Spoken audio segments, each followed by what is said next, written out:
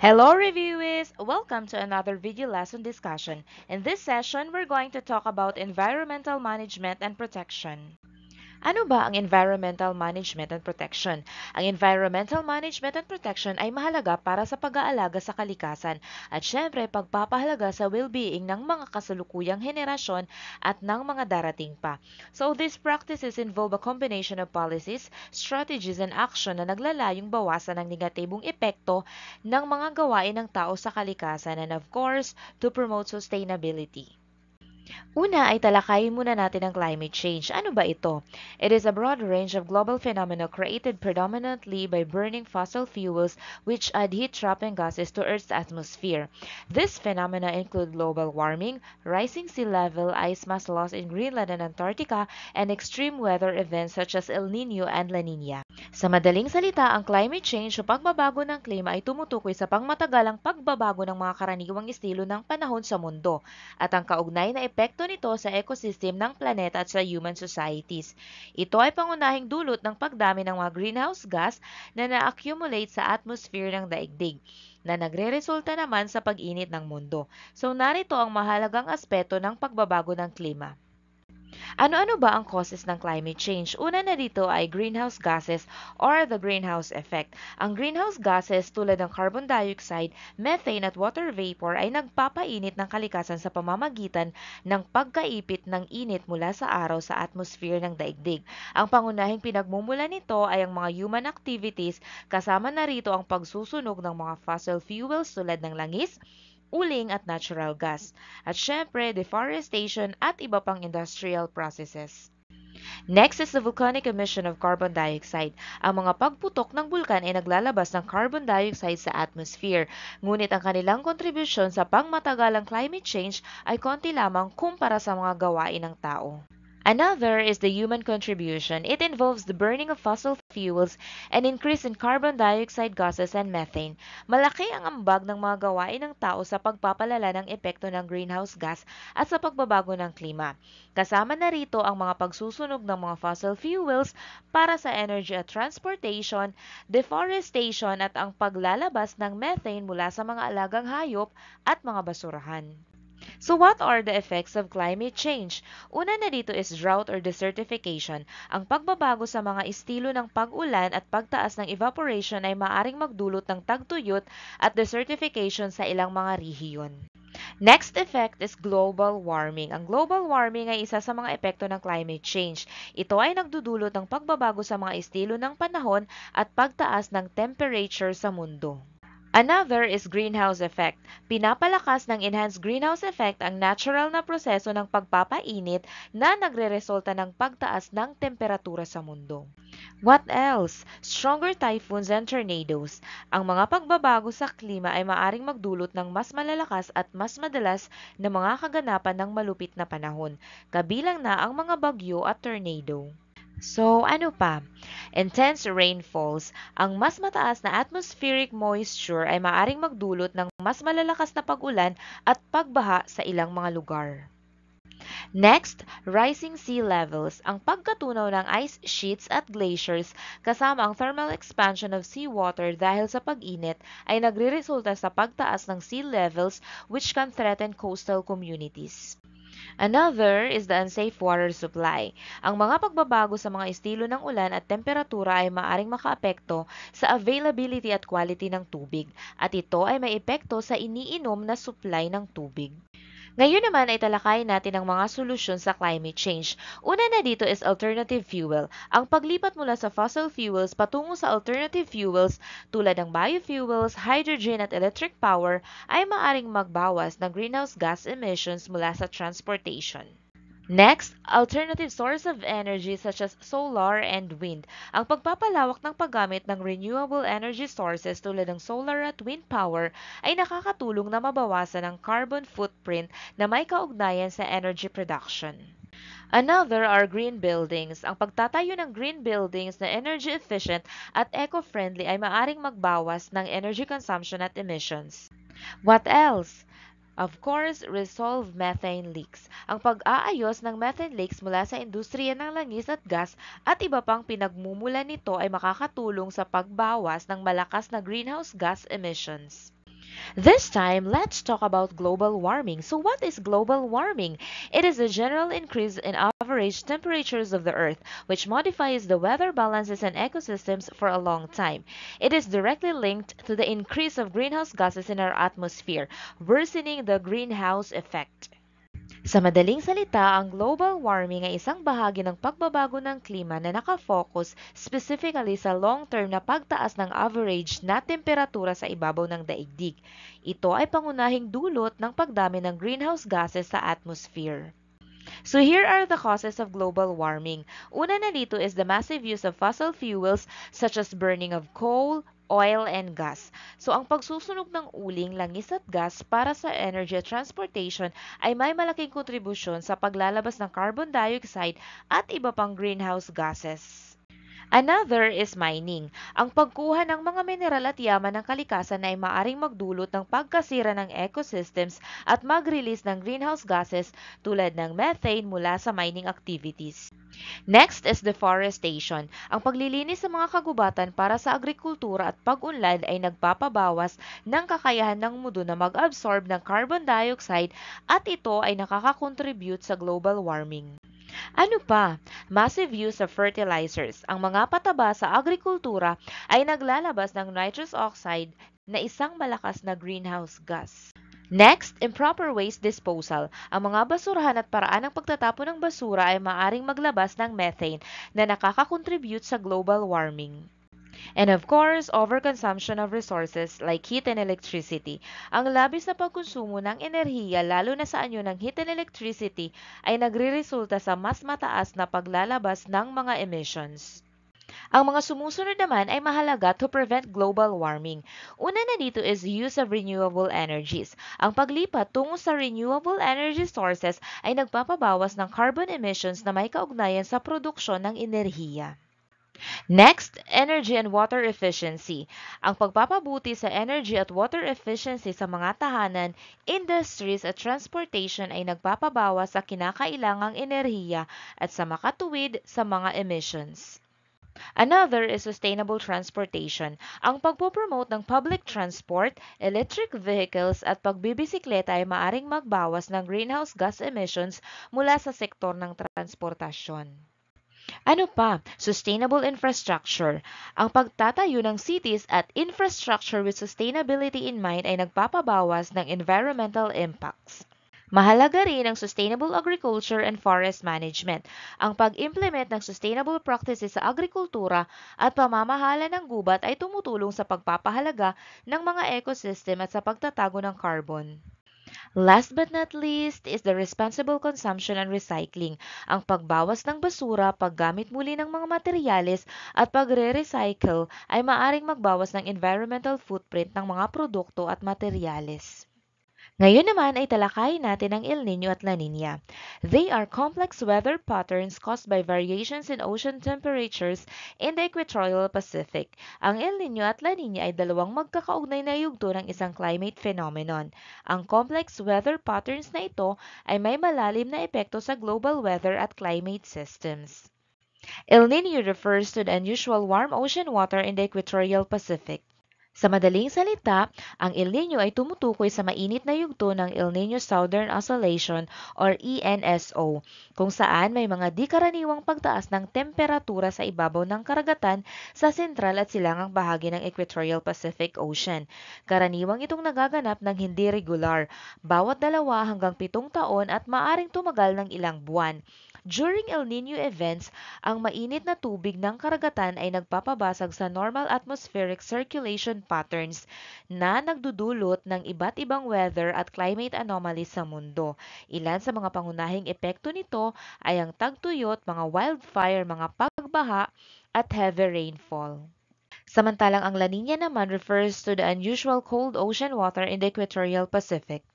So sa kabilang dako naman, ang La Nina ay ang malamig na yugto ng ENSO, nakilala sa pamamagitan ng mas malamig kesa sa karaniwang mga temperatura ng ibabaw ng karagatan sa Central at Eastern Equatorial Pacific. Ito ay opposite ng El Nino, ngunit meron din itong malawakang mga epekto sa global weather patterns. Mga pangunahing katangian at epekto nito ay ang increased rainfall at stronger trade winds. Tandaan, both El Nino and La Nina are made frequent and intensified by climate change. Kaya naman pareho silang naaapektuhan ng pagbabago sa mga temperatura ng karagatan at ang kaugnay na atmospheric changes. Ang mga kaganapang ito ay may malalimang epekto sa panahon, agriculture, ecosystems at maging sa global economies. Kaya naman ang climate change ay maaaring makaapekto sa frequency at intensity ng mga kaganapan kaugnay sa El Nino at La Nina. Ito ay dahil ginagawang mas madalas at posibleng mas extreme ang mga ito. Dumako naman tayo sa air pollution. It means the undesirable presence of impurities or the abnormal rise in the proportion of some constituents of the atmosphere. Ang air pollution ay tumutukoy sa hindi kanais-nais na pagkakaroon ng impurities o hindi pangkaraniwang pagtaas ng concentration ng ilang substances sa Earth's atmosphere. Ang mga substances na ito ay may masamang epekto sa kalikasan at kalusugan ng tao. Narito ang paliwanag tungkol sa air pollution, mga sanhi nito at mga paraan para maiwasan ito. So let's discuss first the causes of air pollution. Una na dito is nitrogen and sulfur dioxide from fossil fuels. Next is carbon monoxide na emissions from industries and factories. Also, other harmful chemicals from agricultural activities due to the use of pesticides, insecticides, and fertilizers. And of course, methane na galing naman sa waste in landfills. Kaya paano mape-prevent ang air pollution? Mahalaga ang renewable fuel and clean energy production. Ang paglipat sa mas malinis na mapagkukunan ng enerhiya tulad ng wind, solar at hydropower ay makakatulong ng malaki sa pag-reduce ng air pollution. Another is energy conservation and efficiency. Kabilang sa pagpapabuti sa energy efficiency ang paggamit ng energy efficient appliances at ang pag-implement ng mas sustainable transportation options. Mahalaga rin ang eco-friendly transportation, ang pagsusulong ng pampublikong transportasyon, pagbebisikleta at paglalakad ay makakabawas sa bilang ng mga sasakyan sa kalsada at magpapababa ng emissions. Another is green building, ang pag-construct ng mga eco-friendly na mga gusali na may energy-efficient designs and materials ay maaaring makabawas sa energy consumption at emissions. Sila ay karaniwang may mga energy-efficient windows at renewable energy systems. Tumungo naman tayo sa plastic pollution. It is caused by the accumulation of plastic waste in the environment. So ang plastic pollution ay isang malalang suliranin sa kalikasan na nauukit sa pagdami ng mga basurang plastic sa iba't ibang ecosystems, tulad ng karagatan, mga ilog, kagubatan, at mga urbanisadong lugar. What are the causes of air pollution? Una na dito is negligence. Ito ay ang madalas na pagtatapon o hindi tamang pagtapon ng mga basurang plastic ng mga tao. Another is poor recycling. Ang hindi sapat na paggamit ng tamang proseso sa pag-recycle ay nagiging sanhi ng polusyon ng plastic. Ito ay dahil maraming komunidad ang walang sapat na programa para sa recycling o hindi nagpapahalaga sa tamang pagtatapon ng plastic. Kaya naman, para ma-prevent ang plastic pollution, may mga kailangan tayong gawin. Una na dito is reduce. Ang pinaka-epektibong paraan upang maiwasan ang pollution ng plastic ay ang pagbabawas ng paggamit nito. Makakatulong ang paggamit ng mga reusable na mga bag, bote at containers. Another is reuse. Ang pag-reuse ng plastic items ay maaari at makakatulong na ma-extend ang kanilang lifespan at bawasan ang renewable energy systems. Isa pa is recycle. Ang tamang pag-recycle ay mahalaga para sa pag-manage ng plastic waste. Also, educate. Ito ay maaring mga programa sa paaralan, mga anunsyo sa media at social media campaigns. Ngayon naman ay talakayin natin ang water pollution. Ito ay ang contamination of a stream, river, lake, ocean, or any other stretch of water, depleting water quality and making it toxic for the environment and humans. So, ang water pollution ay tumutukoy sa pagkakaroon ng dumi sa bodies of water tulad ng mga ilog, lawa, karagatan, at pati na rin ang groundwater. Ito ay dulot ng iba't ibang pollutants na nagdudulot ng negatibong epekto sa kalidad ng tubig kaya naman nagiging delikado ito para sa kalikasan at kalusugan ng tao. Here are the types of water pollution. Una na dito is organic pollution due to microorganisms. Another is chemical pollution. The organic pollution due to microorganisms or the bacteria and viruses present in the water generated by excrement, animal and vegetable waste. So ang uri ng pollution na ito ay nauugnay sa pagkakaroon ng mga bakterya at virus sa tubig. Karaniwang nagmumula ang microorganisms na ito sa mga sewage, dumi ng hayop at naglalikihang basura ng halaman.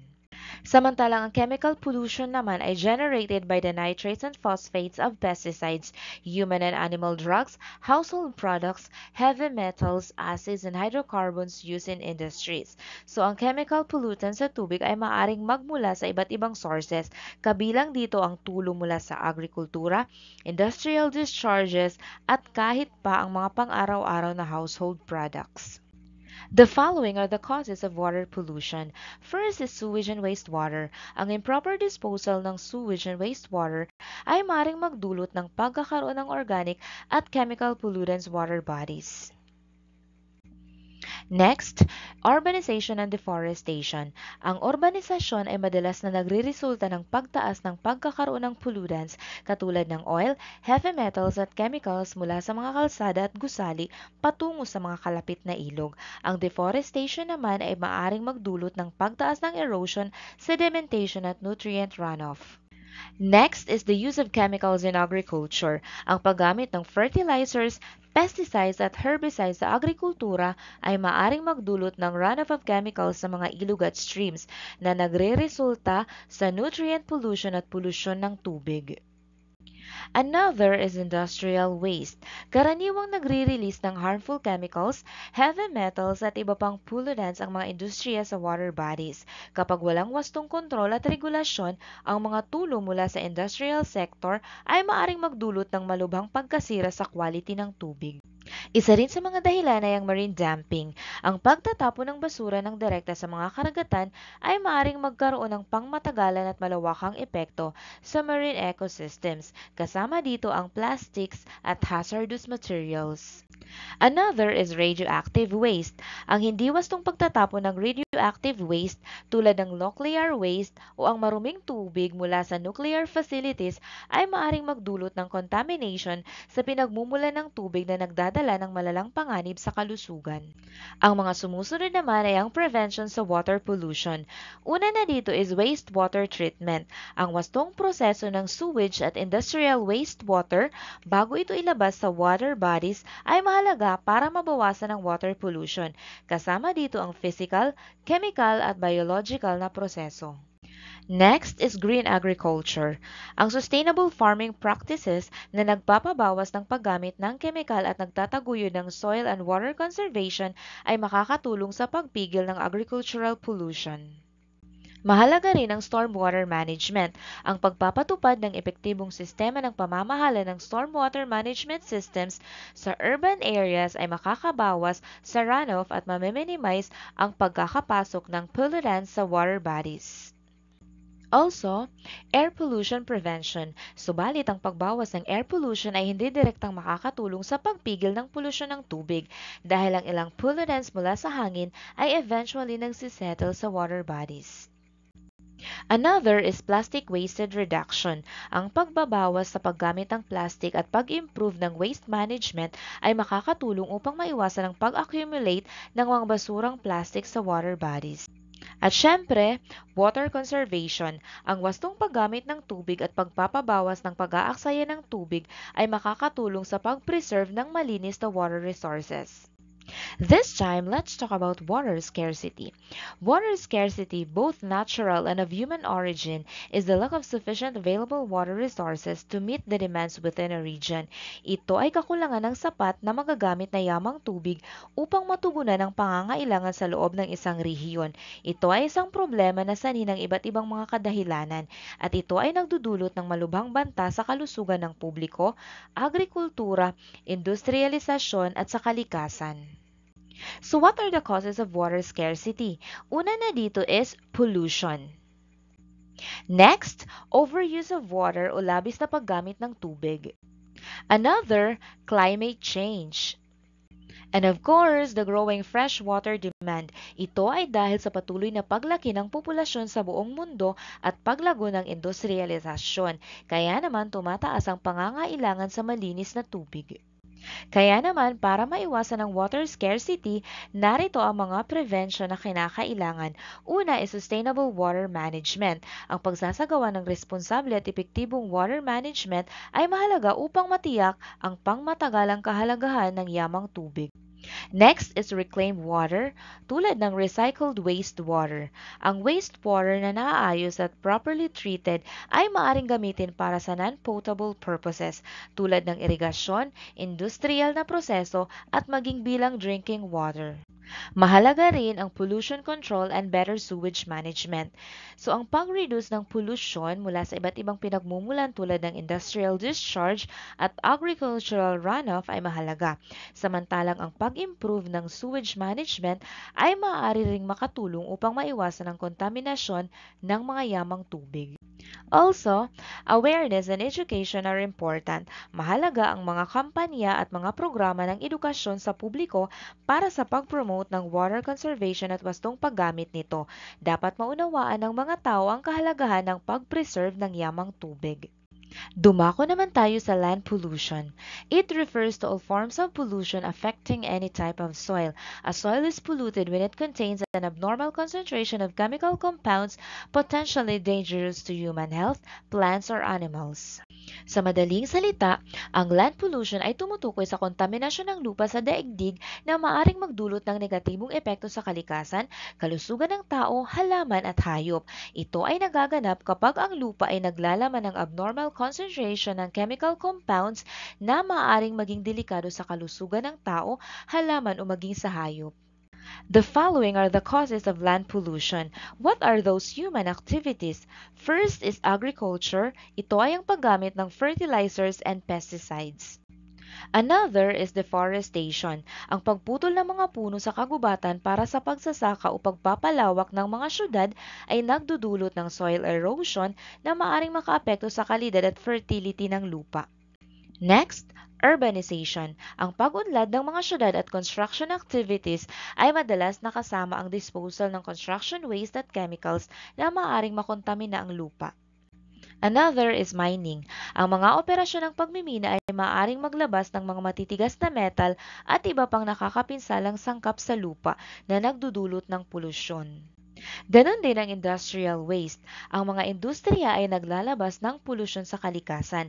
Kaya naman ang hindi tamang pagtatapon ng industrial waste ay maaaring magkontamina sa kalapit na lupa. Last but not least is waste disposal. Ang hindi wastong pagtatapon ng solid waste, kabilang na ang household at industrial waste sa landfills, ay maaaring magdulot ng pagtagos ng contaminant sa lupa. Ang mga sumusunod naman ay ang mga prevention na kinakailangan. Una na dito is environmental cleanup. Mahalaga ang remediation at paglilinis ng polluted sites upang mabawasan ang land pollution. Sunod dito ay ang sustainable green agriculture, ang pagsusulong ng mga patakaran para sa sustainable farming na nagme-minimize sa paggamit ng chemical fertilizer at pesticides at pagsusulong ng organic farming ay makakatulong sa pagbawas ng land pollution.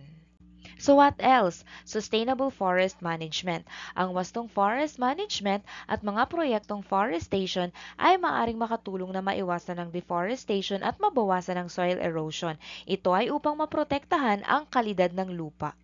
Ano pa? Proper waste disposal. Ang pagsasagawa ng effective waste management systems kabilang na ang recycling at ligtas na paraan ng pagtatapon ay mahalaga. Ang mapanganib na basura ay dapat na wastong itapon at ilagay sa tamang lugar para maiwasan ang polusyon ng lupa. At syempre, the 3 R's rule and education. Ito ay ang pagpapalaganap ng reduce, reuse, and recycle approach upang makabawas sa pagbuo ng basura. Did you know that the initial 3 R's have been expanded upon to become the now well-known 5 R's by adding 2 more R's?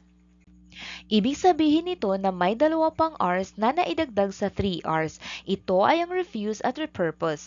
Ang mga naidagdag na approaches na ito ay nagpapalakas sa original na 3 R's sa pamamagitan ng pagsusulong ng mas proactive at creative na paraan upang bawasan ang basura at mabawasan ang mga masasamang epekto nito sa kalikasan. So the 5 R's concepts adds 2 more principles to the original 3: reduce, reuse, recycle, refuse, and repurpose. Ano ba ang ibig sabihin ng refuse? Ipinapaliwanag ng approach na ito ang pagsasabi ng no o hindi sa mga hindi kinakailangang bagay o gawain na maaring magdulot ng basura. Ito ay tungkol sa pagiging mindful sa consumption at pagtanggi sa mga bagay tulad ng single-use of plastics o mga produkto na may excessive packaging. Samantalang ang repurpose naman ay nangangahulugang paghahanap ng mga bagong paggagamitan para sa mga bagay na maaring itapon na lamang. Ito ay isang paraan upang palawakin ang buhay ng mga produkto at bawasan ang basura. Halimbawa, ang pag-convert ng lumang mga kagamitan o furniture tulad ng mga kasangkapan patungo sa bagong bagay tulad ng istante o halamanan ay isang anyo ng repurposing. This time, let's talk about deforestation. It means the removal of plants and trees for the construction of houses, buildings, infrastructures, and other non-forest related use. So, ang deforestation ay tumutukoy sa proseso ng paglilinis o pag-aalis ng mga puno at halaman mula sa isang kagubatan, karaniwang para sa iba't ibang layunin tulad ng urbanisasyon, agrikultura, pagmimina o iba pang non-forest related uses. Ang aktibidad na ito ay nagreresulta sa pag-transform ng mga kagubatan into non-forest land na madalas nagdudulot ng malalim na epekto sa ecology at kalikasan. Narito ang causes ng deforestation. Una na dito ay ang slash and burn agriculture. Ito ay isang tradisyonal na pamamaraan ng pagsasaka kung saan ang mga magsasaka ay kiniklear ang lupa sa pamamagitan ng pagputol at pagsunog nito upang lumikha ng espasyo para sa mga pananim. Another is logging. Ang demand sa timber at wood products, both for construction and manufacturing, ay nagpapalakas sa malawakang logging activities. Tandaan, deforestation is one of the causes of climate change and ozone depletion. It affects biodiversity and contributes to soil erosion. Ito ay nangangahulugan na isa sa mga sanhi ng climate change at ng pagnipis ng ozone layer sa stratosphere ay ang deforestation. Ito ay nakakaapekto sa biodiversity at nagko-contribute ng soil erosion. Ano naman ang desertification? It means the degradation of land in dry regions. So, ang desertification ay tumutukoy sa proseso ng pagkasira ng lupa sa tuyo o arid na mga rehiyon, kung saan ang dating mataba at produktibong lupa ay unti-unti nang nagiging tuyo at hindi na produktibo, at mas katulad na ng disyerto. Karaniwang sanhi ng phenomenon na ito ay ang natural at human factors, at ito ay isang mahalagang environmental at socio-economic na issue. Now, here are the causes of desertification. First is climate change, and another are the human activities like the overuse of land and deforestation. Ngayon naman ay talakayin natin ang ozone depletion. It refers to a steady lowering in the total amount of ozone present in the Earth's atmosphere or the ozone layer that leads to an ozone hole. Take note that the ozone layer is important because it protects the Earth from the sun's harmful ultraviolet radiation. Kaya naman, mahalaga ang ozone layer dahil ito ay nagiging pangunahing proteksyon na sumisipsip at nag-aabsorb ng malaking bahagi ng harmful ultraviolet radiation mula sa araw. Ang layer na ito ng ozone ay nagpipigil ng labis na UV protection mula sa pag-abot sa Earth's surface na mahalaga para sa kalusugan ng mga nabubuhay na organisms at para sa kalikasan. The following are the causes of ozone depletion. They are fluorochlorocarbons, hydrofluorocarbons, and these are found in manufacturing plants, refrigerants, aerosols, and solvents, and of course, deforestation. So what are the effects of ozone depletion? Well, it can harm human health. Another is more ultraviolet radiation, which can cause skin cancer, eye diseases, and the weakening of the immune system. What else? It can bring damage to forests, marine life, animals, and buildings. Ang mga sumusunod ay ang mga solusyon sa ozone depletion. Una na dito is to avoid using pesticides. Another is to limit private vehicles. Kaya naman, mas maganda na lamang na gumamit ng pampublikong transportasyon. Next is to use eco-friendly household cleaning products. And of course, to make strict regulations. Ngayon naman ay talakayin natin ang acid rain. It is any form of precipitation that contains acidic components such as sulfuric acid or nitric acid. So ang acid rain ay tumutukoy sa anumang anyo ng pag-ulan tulad ng rain, snow or fog na naglalaman ng mataas na antas ng acidic na sangkap. Partikular na ang sulfuric acid at nitric acid. Ito ay nabubuo kapag ang mga acid na ito ay inilalabas sa atmosphere at pagkatapos ay nagkakaroon ng reaksyon sa water vapor na nagreresulta naman sa acidic precipitation. So bakit nagkakaroon ng acid rain? Ito ay dahil sa natural volcanic eruption at syempre burning of fossil fuels. Narito naman ang mga epekto ng acid rain. Una na dito is harm to human health. Next is the decay of buildings. Another is the acidification of waters. Also, it can harm aquatic plants and animals. And lastly, bring damage to forests. Kaya paano masusolusyonan ng acid rain? Una na dito is restricting the use of fossil fuels. Another is by using sustainable energy sources like solar and wind. Makakatulong din ang paggamit ng alternative fuels. Dumako naman tayo sa energy crisis. It stems from the foreseeable end of the cycle of oil, gas, and coal, which in addition have been producing a considerable increase in greenhouse gases. So in recent years, many scientists have raised their voice to warn about the climate change, caused notably by the burning of oil and coal in order to produce energy. Sa mas simpleng salita, ang energy crisis ay tumutukoy sa sitwasyon kung saan ang isang rehiyon o bansa ay nahaharap sa malaking hamon sa pagtugon sa kanilang mga pangangailangan sa enerhiya na maaring magdulot ng disruption sa supply ng energy at sa pagtaas ng cost at iba pang masamang epekto sa ekonomiya at lipunan. Ito ay madalas na may kaugnayan sa pagkaubos ng mapagkukunan na fossil fuels tulad ng langis, gas at carbon na pangunahing pinagkukunan ng enerhiya ng sangkatauhan. Bukod dito, ang pagsusunog ng mga fossil fuels na ito ay may kaugnayan sa environmental problems, kasama na ang malaking pagtaas ng greenhouse gases na sanhi naman ng climate change. The following are the causes of energy crisis. Una na dito is overconsumption. Next is overpopulation. Another is the aging infrastructure. Also, energy waste. Kaya naman to prevent energy crisis, narito ang mga kailangang gawin. Una na dito is energy transition to renewable energy sources. Another is energy efficiency and conservation. Now let's discuss circular economy. It refers to an economic model whose objective is to produce goods and services in a sustainable way by limiting the consumption and waste of resources like raw materials, water, energy, as well as the production of waste. It is part of a global strategy that also uses the principles of the green economy, industrial ecology, eco-design, or the economy of functionality. Ito ay nangangahulugan ng circular economy ay isang modelo ng ekonomiya na naglalayong bawasan ng pag-aaksaya at gamitin ng maayos ang mga yaman sa pamamagitan ng pagpapababa ng basura at pagpapahaba ng buhay ng mga produkto, materyales at yaman. Ito ay sa pamamagitan ng pagbawas ng resource consumption, pagmiminimize ng basura at pagsusulong ng responsible consumption. So ang mga prinsipyong ito ay tumutulong sa mga negosyo at individual na magtungo sa mas sustainable at environmentally friendly na paraan ng operasyon.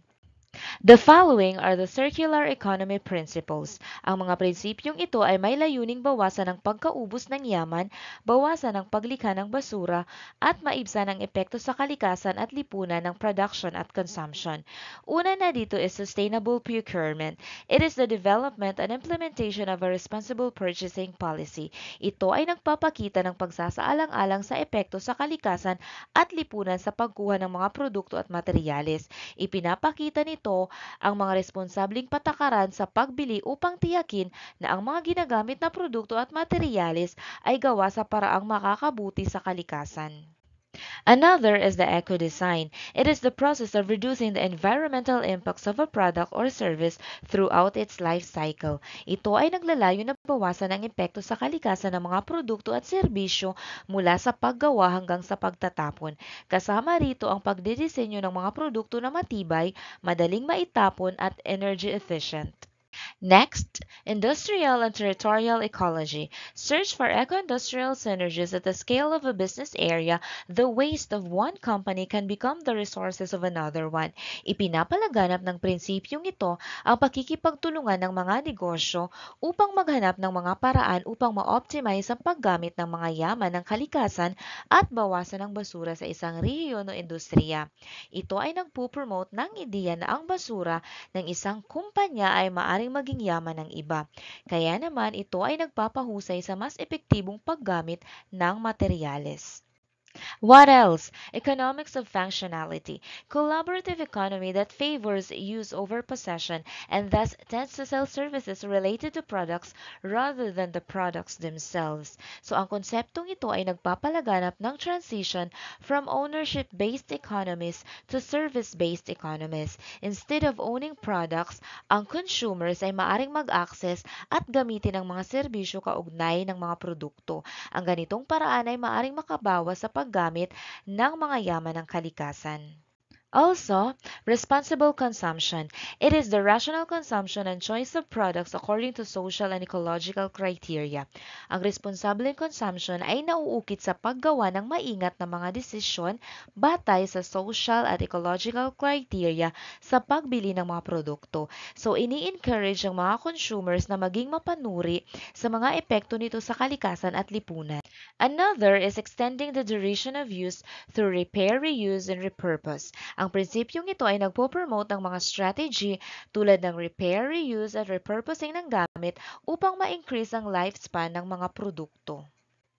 And of course, recycling. It is the treatment and recovery of the materials contained in collected waste. So ito ay naglalaman ng koleksyon at treatment ng mga materyales na maaring maibalik at magamit muli mula sa mga nakolektang basura. May mahalagang papel ito na baguhin ang basura at maging bagong mga produkto o materyales. This time, let's talk about smart city. Ano ba ito? It is an urban development using information and communication technology and Internet of Things to provide useful information to effectively manage resources and assets. Their main goal is to reconcile technological innovation with the economic, social, and ecological challenges of the city of tomorrow. So, ang smart city ay isang konsepto ng urbanisasyon na gumagamit ng information and communication technology at Internet of Things upang mapabuti ang kalidad ng buhay, mapabuti ang efficiency ng operasyon ng lungsod, at ma-address ang iba't ibang hamon na kinakaharap ng mga modernong lungsod. Ang pangunahing ideya sa likod ng smart city ay gamitin ng advanced technologies upang lumikha ng isang kapaligiran na mas sustainable, efficient, at mas tumutugon sa mga pangangailangan ng mga residente nito. Ngayon naman ay talakayin natin ang sustainable agriculture. Ano ba ito?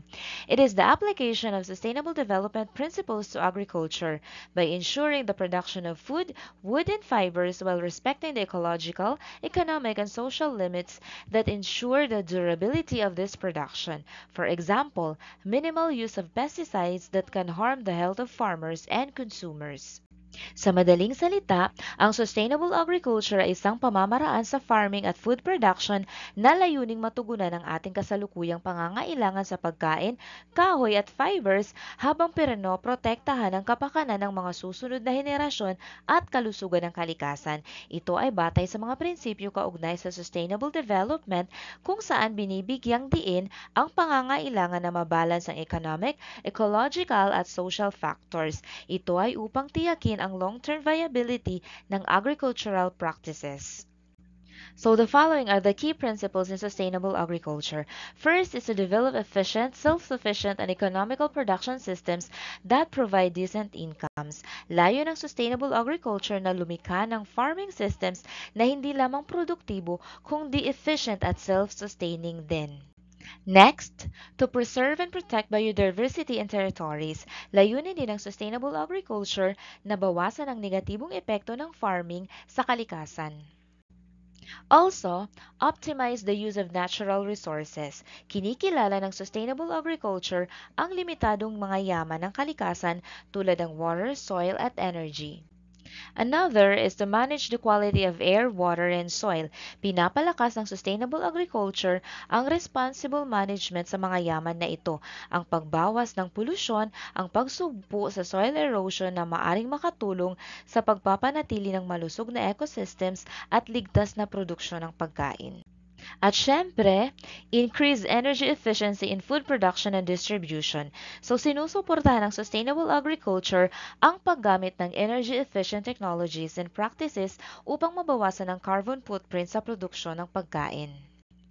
Dumako naman tayo sa waste management. May ideya ka ba kung ano ito? Waste management includes the collection, transport, valorization, and disposal of this waste.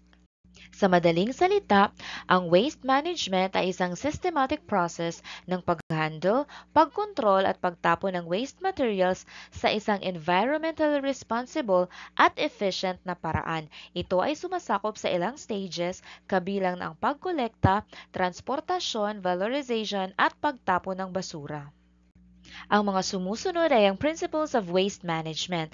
Una na dito is the waste hierarchy. This is referring to the 3 R's rule, the reduce, reuse, and recycle. Waste prevention and minimization being the most desirable goal. So ito ay isang pangunahing konsepto ng waste management. Sumusunod dito sa 3 R's rule na ngayon ay ginawa ng 5 R's. These are the preferred methods for dealing with waste kung saan ang waste prevention at pagmiminimize ng basura ang pinaka-desirable na goal. Next is the extended producer responsibility. It is adding all the environmental costs to the market price of a product, including end-of-life disposal. So kasama dito ang lahat ng environmental costs tulad ng end-of-life disposal sa presyo ng merkado sa isang produkto. Ito'y nagpapaudyok sa producers na magdisenyo ng mga produkto na may isinasaalang-alang na recycling at mga aspeto ng kalikasan. Next is the polluter pays principle. It is requiring that a waste generator pays for the appropriate disposal of waste. Ito ay nagpapataw ng responsibilidad sa mga nag-generate ng basura na magbayad para sa tamang disposal ng basura. Narito naman ang mga waste disposal methods. Una na dito ay ang landfills. Ang mga landfill ay ang itinalagang lugar kung saan itinatapon ang basura. Sunod dito ay ang recycling. Ito ay ang pagkolekta at pagproseso ng mga materyales tulad ng papel, plastic, baso at mga metal upang lumikha ng mga bagong produkto. Another ay ang biological reprocessing or composting. Ito naman ay ang pag-transform ng organic waste materials tulad ng food scraps at yard waste na maaring gamitin upang pagyamanin ang lupa at itaguyod ang paglago ng halaman.